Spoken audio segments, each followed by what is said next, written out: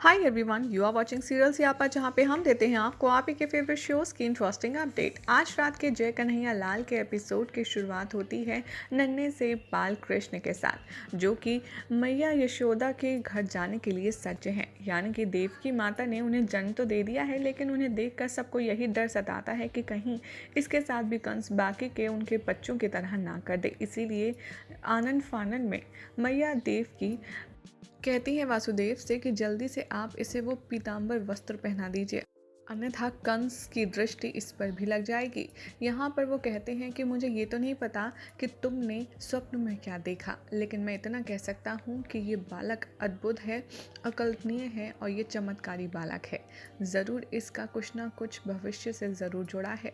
यहाँ पर देवकी कहती हैं कि लेकिन मैं चाहती हूँ कि आप इसको कहीं ले जाएं, क्योंकि यहाँ पर रहा तो कंस इसको नहीं छोड़ेगा। वासुदेव कहते हैं यहाँ पर, लेकिन मैं इसे छोड़ के कहाँ हूँ, इतना नन्हा बालक है, मैं आखिर कहाँ जा सकता हूँ, इतने पहरे हैं इसके बावजूद मैं कहाँ जा सकता हूँ।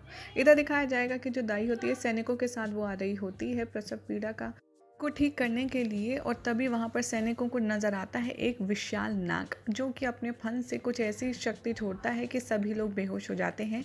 और यह देखकर वासुदेव और देवकी कहती हैं कि ज़रूर कुछ तो अद्भुत हो रहा है इस बच्चे के जन्म के साथ। उधर दिखाया जाएगा कि कंस भी सोता है और सोता रह जाता है, और इधर सबकी बेड़ियाँ खुल जाती हैं वासुदेव की, और यहाँ पर सारे जो ताले होते हैं वो अपने आप टूट जाते हैं, जिसे देखकर इन दोनों को ये यकीन हो जाता है कि इस बालक में अद्भुत तो ज़रूर कुछ ना कुछ है। और जैसे ही वासुदेव देखते हैं कि सभी सैनिक आपस में बेहोश पड़े होते हैं और द्वार खुले होते हैं, तो मैया देव की कहती हैं कि आप जाइए, इसे जाकर के यशोदा के पास छोड़ाइए। मेरा पुत्र जीवित तो रहेगा कम से कम, एक माता के लिए इससे ज़्यादा कुछ और नहीं।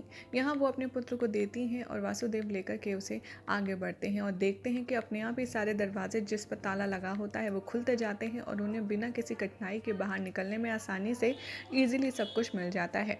यहाँ पर वासुदेव सबकी नज़रों से बचते बचाते बढ़ते हैं यशोदा के घर जाने की ओर। यहाँ पर इंद्रदेव आते हैं और कहते हैं कि प्रभु, आपके निर्मल चरण छूने के लिए मैं आतुर हूँ, आप आइए, मैं आपके चरणों का सबसे पहले स्पर्श करूँगा।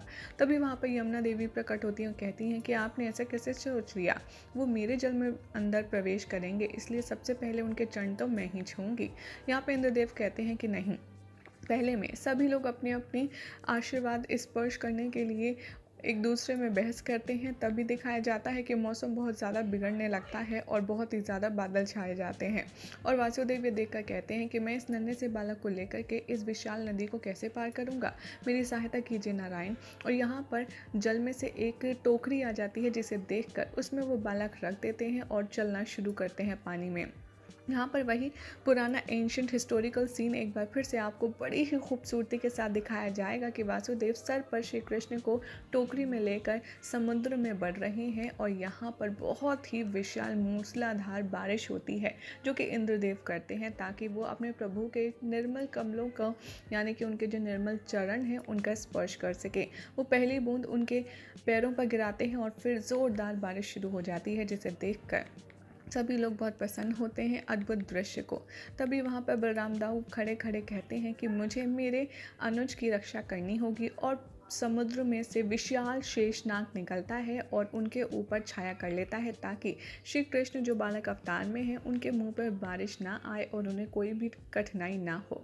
यमुना देवी कहती हैं, आपने तो अपना सौभाग्य प्राप्त कर लिया, अब आप देखिए इंद्रदेव, मैं अपना जल स्तर बढ़ा करके कैसे अपने प्रभु के चरणों का स्पर्श करती हूँ। यहाँ पर वसुदेव पानी में और ज़्यादा गहराई में जाते जाते हैं और वो देखते हैं कि बहुत ही बड़ी विशाल लहर आ रही है उनकी ओर, और वो पूरी तरह से डूब जाते हैं। थोड़ी देर बाद दिखाया जाएगा कि श्री कृष्ण जैसे ही अपने चरण यहाँ नदी में छुलाएंगे, सारी नदी के दो भाग हो जाएंगे और उनके लिए जाने का मार्ग बन जाएगा। ये देख कर यहाँ पर आपको बाल कृष्ण की बहुत ही अद्भुत लीलाएँ और उनकी हंसी ठिठोली भी नजर आएगी, जो कि वो कर रहे हैं इस पूरी लीला को समाप्त करने के लिए। और फिर दिखाया जाएगा कि फाइनली जो वासुदेव हैं वो समुद्र तट पर आ जाएंगे और वो नदी सक्सेसफुली पार कर लेंगे, और वो सीधा पहुंच जाएंगे यशोदा और नंद बाबा के घर पर। यहाँ पर सभी देवतागण महादेव के पास पहुँचते हैं और कहते हैं कि प्रभु, हम सब ने तो बाल कृष्ण के दर्शन कर लिए, आप भला कब जाएंगे।